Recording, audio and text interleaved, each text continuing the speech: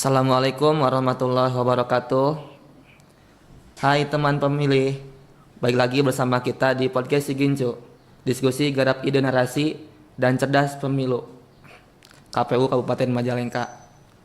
Perkenalkan, saya Aditya Purnama sebagai host siswa PKL dari SMKN 1 Kadipaten. Dan tentunya saya di sini tidak sendirian. Saya ditemani oleh Komisioner KPU Kabupaten Majalengka, Kadip, Sosdikli, Parmas, dan SDM, Pak Haji Deden Saripudin, SPD MM. Halo Pak, Assalamualaikum. Waalaikumsalam warahmatullahi wabarakatuh. Gimana Pak kabarnya hari ini? Bukan main, selalu super. Alhamdulillah. Walaupun memang beberapa minggu ke belakang ya, karena memang sudah ada penyelenggaraan pilkada. Tentunya bukan main, sedikit tepar. Tapi hari ini insya Allah super. Alhamdulillah, amin. Semoga Bapak sehat selalu. Amin. Kalau boleh tahu, sebelum Bapak masuk ke KPU, riwayat pendidikan Bapak dari mana aja gitu? Boleh dong diceritain. Alhamdulillah, dengan kekuatan orang tua, dulu pernah di tingkat SDN 1 Maniis. Lalu pernah mengenyam juga SLTP di MTSN Cigugur Kuningan. Kebetulan dipindahkan oleh orang tua ke MTS PWI Cikijing, lalu ke SLTA, terakhir di MA BKMU Cikijing. Lalu kalau tidak salah pernah mengenyam juga D2 di PUI, STI PUI Majalengka. Lalu pernah juga mengenyam di IAIN Sunan Gunung Jati Bandung, itu adalah di Fakultas Syariah Walusasia. Lalu pernah mengenyam juga di Universitas Majalengka. Lalu waktu itu S2-nya di Jakarta. Dan alhamdulillah sebelumnya dengan rasa tanggung jawab orang tua pernah juga di pondok pesantren. Waktu itu di Pondok Pesantren Darussalam, lalu di Pondok Pesantren Nurul Iman, lalu di Pondok Pesantren Miftahul Huda Manonjaya, lalu pernah juga mengenyam di Pondok Pesantren Miftahul Huda 2 Bayasari Jatinegara Ciamis. Banyak juga sih, cuman ya begitulah ya. Dengan segala kekuatan dan keterbatasan, gak tahu kenapa juga nyampe sini juga. Udah takdirnya ya Pak. Alhamdulillah bukan main. Iya. Terima kasih. Masya Allah udah banyak banget ya perjalanan pendidikan Bapak gitu. Ya tentunya sampai ke sini tuh tidak sesederhana itu. Ya betul. Sampai bergabung di organisasi di PCNU Kabupaten Majalengka. Di PCNU Kabupaten Majalengka dulu pernah di Lembaga Wakaf sebagai ketua Lembaga Wakaf LWPNU Kabupaten Majalengka. Ya. Masya Allah. Sebelum-sebelumnya tentunya pernah di Ansor dan yang lain. Berbagai lembaga yang ada di Nahdlatul Ulama. Nahdlatul Ulama ya. Baik Pak, makasih banyak atas informasinya. Sama-sama. Nah Pak, kan kemarin baru aja ya menyelenggarakan pilkada ya Pak, yang baru aja gitu. Boleh dong kita pengen edukasi dari Bapak gitu terkait kepemiluan ya gitu Pak. Nah, ada beberapa yang harus diajukan pertanyaan kepada Bapak gitu. Baik, terima kasih. Silakan. Kalau menurut Bapak itu apa aja faktor yang menjadi keabsahan dan kepercayaan masyarakat terhadap proses pemilu dan pilkada? Tentang keabsahan faktor tentang proses pemilu dan pilkada tentunya memang banyak faktor ya. Ya betul Pak. Baik dari faktor politik, institusional, juga faktor sosial. Ini memang tergantung orang memandang dan tergantung versi juga, baik politik, institusional dan faktor sosial. Kebetulan saya sebagai Kadip Sosdiklik Parmas tentunya betul, lebih konsen kepada faktor sosial dulu. Ya betul. Di antara faktor sosial yang ada di KPU Kabupaten Majalengka yaitu tentang partisipasi yang berangkat dari sosialisasi. Tetapi untuk KPU Kabupaten Majalengka hari ini sangat indah sekali menurut saya, karena partisipasi KPU Kabupaten Majalengka dari pemilu dan pilkada, khususnya pilkada yang kemarin baru saja, ini partisipasinya peringkat ketiga se-Jawa Barat. Masya Allah. Yang pertama adalah Pangandaran, yang kedua Kota Tasik, dan yang ketiga Kabupaten Majalengka. Wah, keren Pak. Ya, Pangandaran kalau tidak salah sekitar 300 partisipasi, lalu Tasik 500 partisipasi, dan kita hampir 76,49% dari DPT 1 juta lebih. Ini tentunya gabungan dari partisipasi Pangandaran dan Kota Tasik menjadi partisipasi Kabupaten Majalengka dari 27 kota kabupaten. Ya, Masya Allah. Kalau memang sosialisasinya kurang, rasa tanggung jawab dari KPU itu sendiri menjadi sesuatu yang kurang baik. Sehingga kami konsen di partisipasi ini supaya bagaimana meningkat. Jadi dari berbagai strategi komunikasi, terobosan kami coba laksanakan. Tentunya hari ini dari hampir 33 juta pemilih yang berada di 26 juta pemilih, sekitar 26 juta pemilih yang berada di KPU Jabar, Jawa Barat. Tentunya hampir setengahnya itu adalah kaum Gen Z.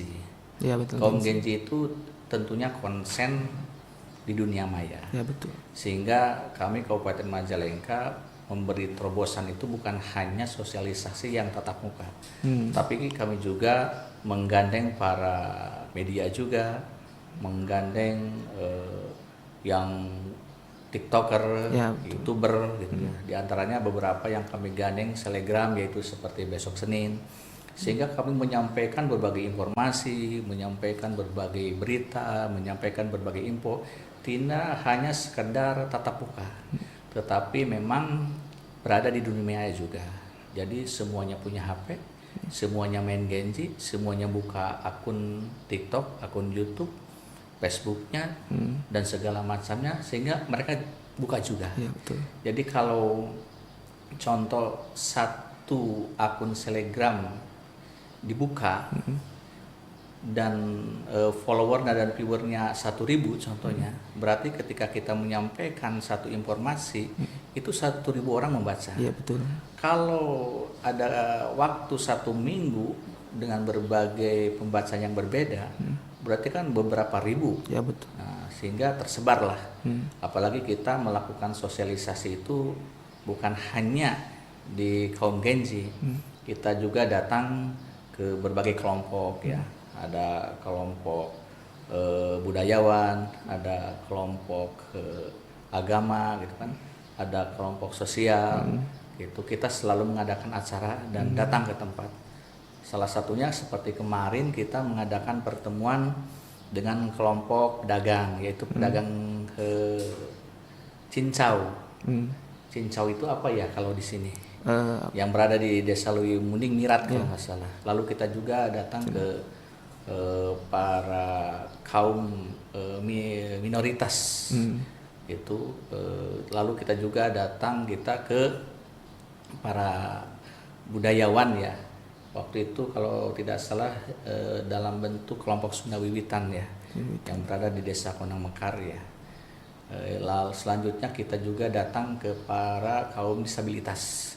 Jadi seluruh tingkatan lalu berbentuk berbagai kelompok kita sampaikan juga, sehingga memang semua masyarakat Kabupaten Majalengka melihat dan mendengar, dan akhirnya bermuara dalam satu informasi bahwa tepat tanggal 27 November di Kabupaten Majalengka ada sebuah peristiwa besar, yaitu pilkada langsung, pemilihan gubernur dan wakil gubernur, bupati dan wakil bupati. Begitu tentunya. Nah Pak, kalau misalnya orang yang bertanggung jawab dan berwenang dalam penyelenggaraan pemilu dan pilkada itu siapa aja gitu Pak, dan apa tanggung jawabnya gitu? Oh ya, ini konsen di penyelenggara pemilu dan pilkada ya. Iya Pak. Penyelenggara itu kan ada 3, satu dari KPU, kedua dari Bawaslu, dan ketiga dari DKPP. Tentunya KPU ini ada di berbagai tingkatan, yang Yang pertama adalah KPU RI, yang kedua KPU Provinsi, dan hari ini saya sendiri berada di KPU Kabupaten Majalengka. Dan Bawaslu pun sama, ada di pusat, di provinsi, dan di daerah. Dan ke bawahnya nanti ada badan ad hoc ya, yaitu PPK di tingkat kecamatan, lalu PPS di tingkat desa, dan nanti tepat pada hari H itu ada KPPS. Sama Bawaslu juga di tingkat kecamatan ada yaitu Panwasam, lalu tingkat desa itu ada PKD, dan tingkat KPPS atau tingkat TPS itu ada PTPS. Semuanya konsen di pengawasan kalau Bawaslu, dan KPU adalah konsen di teknis penyelenggaraan tentunya, dan DKPP adalah beliau yang menjadi pengawas bagi penyelenggara Bawaslu dan KPU tentang kualitas integritas itu sendiri, baik kode etik dan sebagainya. Jadi 3 penyelenggara itu merupakan pilar dalam kegiatan pemilu dan pilkada. Nah, di KPU itu sendiri tentunya tidak hanya sekedar melaksanakan yang tidak ada panduannya. Seperti di KPU Kabupaten Majalengka tentunya pimpinan itu ada 5 orang, ketua sekaligus anggota, dan anggota 4 orang. Dan bidang itu juga beda-beda. Jadi tidak semua bidang itu terkumpul dan tersebar di semuanya. Salah satunya berarti ketua itu selain ketua dia juga berada di bidang logistik. Ya.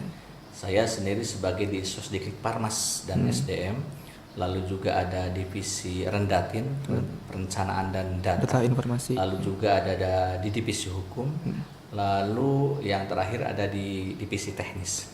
Jadi semuanya punya tugas dan job kerja masing-masing.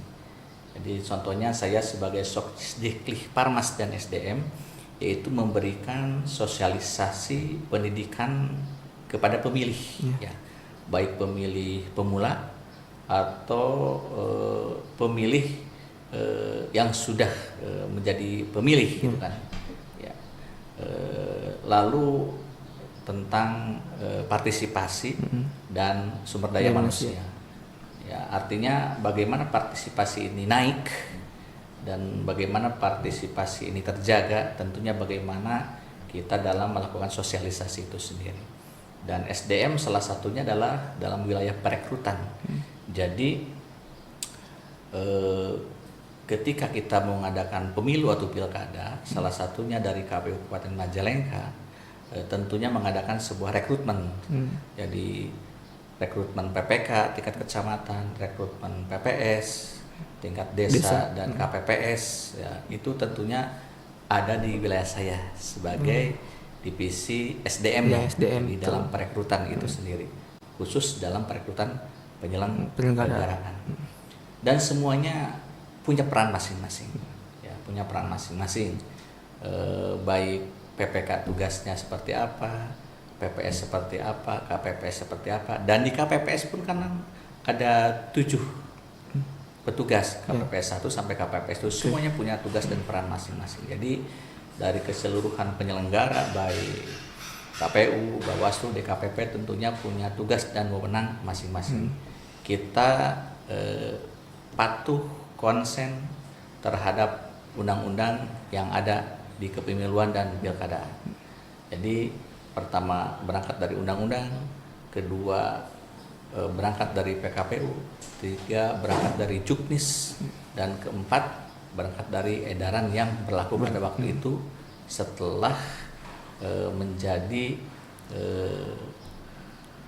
penyelidikan dan hasil konsentrasi dari undang-undang, PKPU, dan Juknis itu sendiri.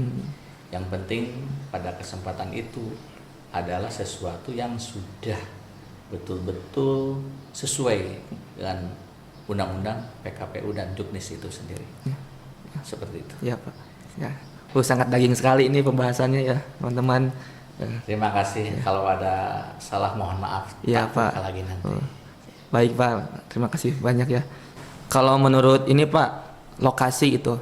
Nah, lokasi yang menurut Bapak strategis itu buat pemilihan di mana aja gitu Pak.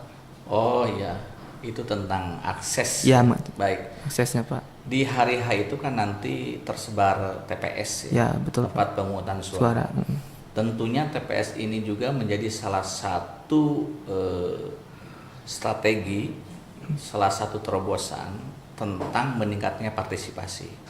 Maka di KPU Kabupaten Majalengka tentunya dari awal sudah mempetakan ya tentang tempat pemungutan suara itu sendiri. Ya. Nah, di Majalengka itu kan ada Majalengka Selatan dan ada Majalengka Utara yang terbagi ke 5 dapil ya. Tentunya untuk dapil 5 seperti Bantarujeg, Lemas Sugih, Palusma, Cikijing dan Cingambul, ada beberapa daerah yang memang geografisnya bukan main ya. Ya betul Pak. Turunnya dan tanjakannya gagawiran lah kayak gitu. Dan ada beberapa di daerah Majak kayak Nunuk gitu. Itu kan bukan main, keren sekali geografisnya. Nah, itu menjadi perhatian khusus bagi kami. Sehingga dari berbagai lokasi itu sendiri kami selalu komunikasi ya.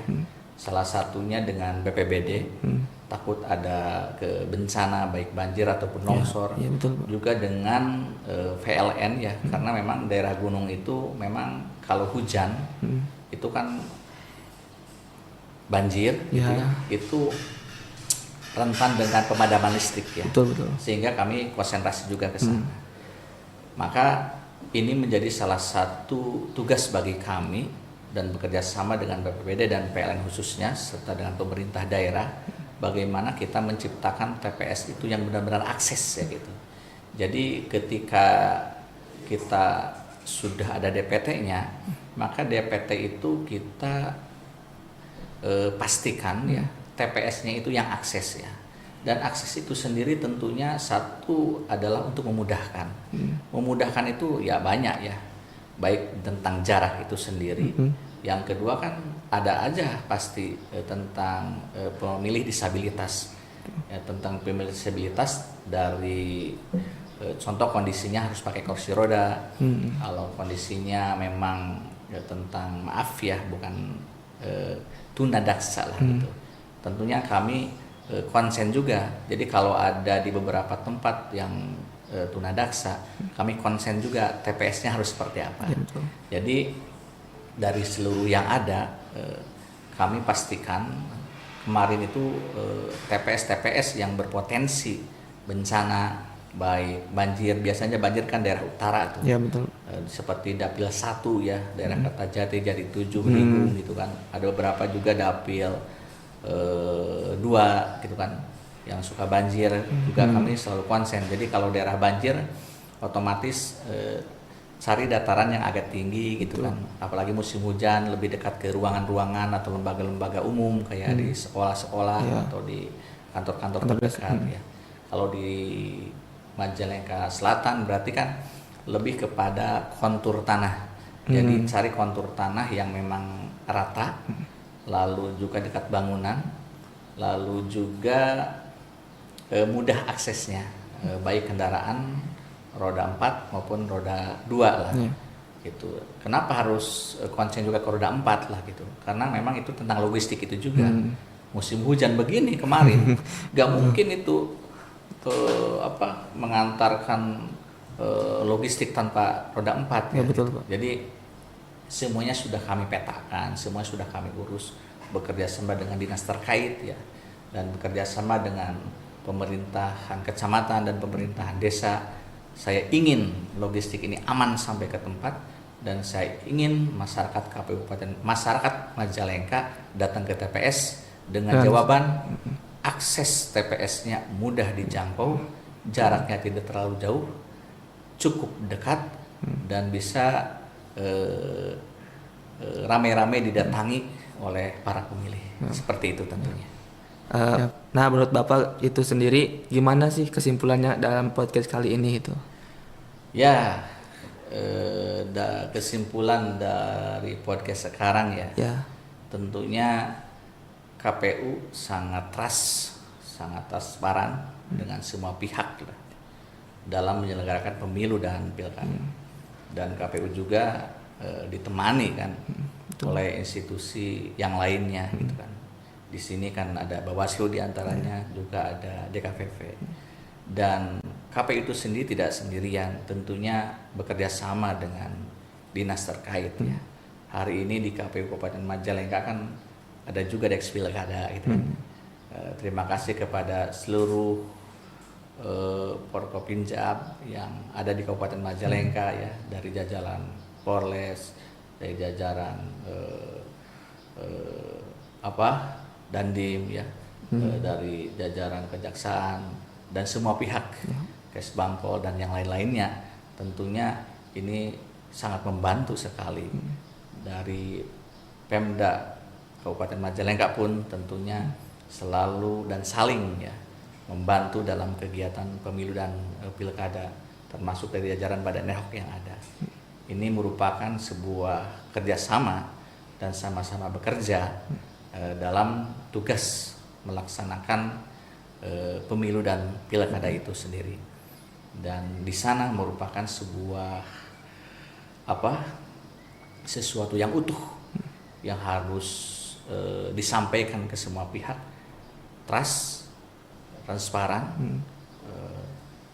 bahwa ini adalah tugas kita bersama gitu ya.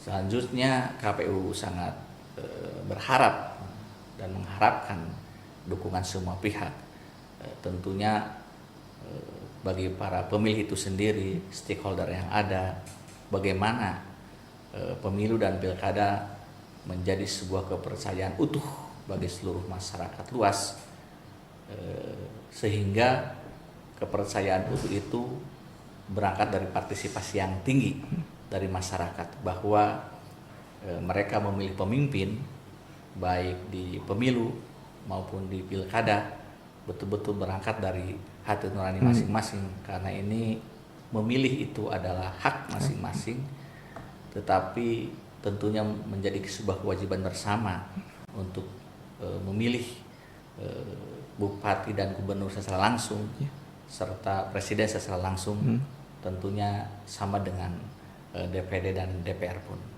Mari kita bekerja sama dan sama-sama bekerja untuk menciptakan pemilih kita dengan keinginan kita sendiri. Seperti itu. Ya. Baik Pak, terima kasih jawabannya ya Pak.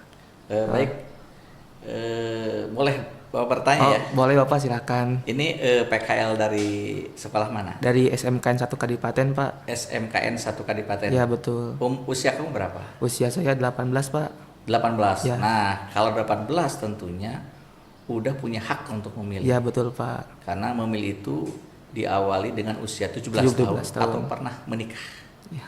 Jadi pastikan ke teman-teman yang sudah usia 17, 18 harus kritis terhadap kondisi yang ada, karena sudah punya hak suara untuk menentukan siapa pemimpin kita nanti. Betul. Jadi sampaikan ke teman-teman usia 17, usia 18 bahwa kita sudah punya hak untuk memilih pemimpin dengan aktif nanti di kepemiluan dan pilkada, supaya partisipasi di Majalengka selalu tinggi. Dan hari ini terima kasih menjadi partisipasi tertinggi ketiga sejauh Barat dari 27 kota kabupaten. Salam ke satuan pendidikan yang diampu di sana, ke kepala sekolahnya, ke dewan gurunya.